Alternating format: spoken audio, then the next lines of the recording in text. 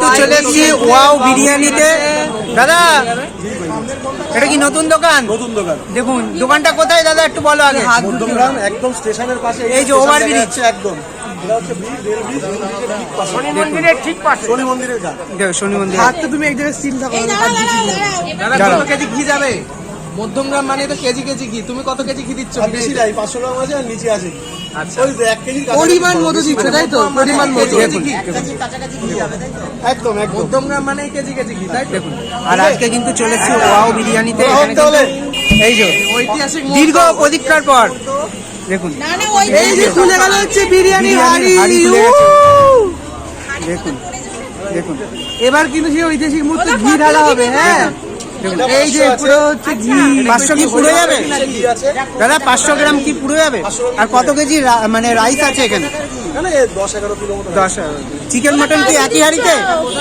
দেখুন